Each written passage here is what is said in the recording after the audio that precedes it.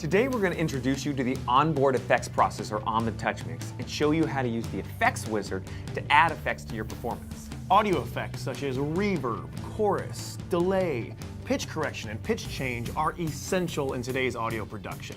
The TouchMix may just give you more effects processing than you've ever had before, but using effects can be intimidating. So stick with us, because the payoff is a professional sounding live performance. First, let's look at the architecture of the effects section. Imagine this. Whoa!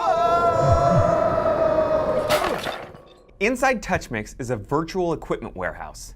In the warehouse, there are 24 effects processors, 4 chorus processors, 4 pitch change processors, 4 dense reverb processors, 4 lush reverb processors, 4 mono delay processors, and 4 stereo delay processors. You can choose to use any 4 of these processors in any combination to use at any one time. Each of these processors has multiple presets. The reverb processors, for example, will have presets simulating various sizes of rooms and halls, as well as reverb plates. There may also be brighter or darker sounding variations and presets with longer or shorter reverb times. We can send the signal from any of the inputs to any effects processors. Once the processor has done its job by adding the wet sound, that's what we call the sound that's been processed through the effect, it can be blended back with the dry, unaffected sound from the inputs and sent on to the mixer's outputs.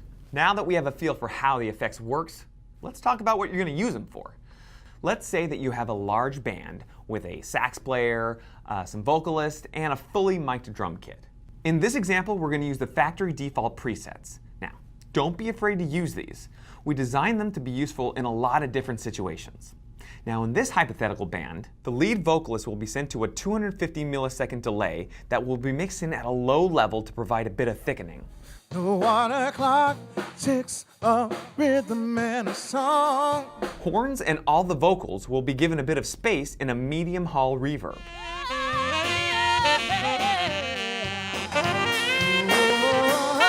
The snare and toms are all going to have a medium plate reverb applied to them.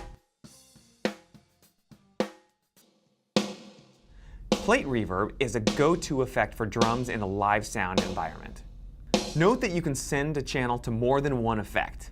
Our sax is also being sent to a pitch shift effect with a light detune preset. This will provide a subtle doubling. Other instruments don't need effects, or they have their own effects, like guitar pedals or internal effects on a keyboard, so we're going to leave those dry. So now you understand the TouchMix effects, and you thought about what to do with the effects. Well, let's talk about the how.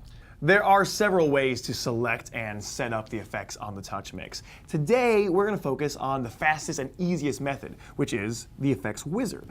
Now, much like the channel presets or pretty much anything else you find on the TouchMix, the effects wizard is designed to help you get the most out of your live performance. So let's say that you need to add some reverb to a tom drum, but you don't know which one is the best for your scenario.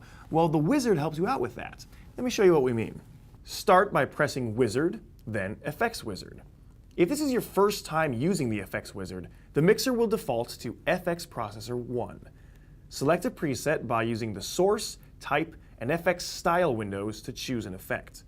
You'll notice that not all the reverb types in the TouchMix are available for selection, just the ones that are most relevant and appropriate for the selected source.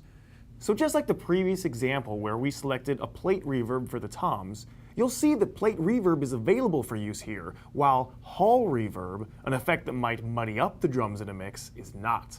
Pretty smart, right? Use the master encoder to scroll up and down the list or drag on screen to see all the selections. Touch Recall once you've made a choice and confirm. The preset name will be displayed below the Type window. The preset has now been loaded, and now it's time to send audio to Effects 1. On your mixer, just decide which channels you want the effect to apply to and touch the corresponding button under Select Inputs to Feed. The selected channels are now feeding the effects processor. The moment you've selected an input, it is automatically sent to the effects processor and returned again, all at a nominal level. You don't have to adjust anything else. Now, is your performer going to want to hear effects in his stage monitor? Well, if so, that's easy to do. Just select the buttons under Select Aux Outputs to tell your mixer where the effect should go.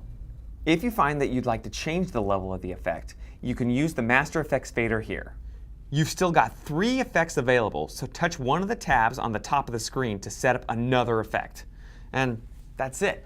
You've set up all your effects. And here's one more tip. The TouchMix has an FX mute button. You can use it to mute all the effects at the same time. This is really useful if the singer is talking between songs and you don't want to hear the reverb and delay on his speech. We're going to use it right now to demonstrate the difference that effects have on a mix. That's the way of a 40 night sky. We're living in the world high. Well, that's it for this installment.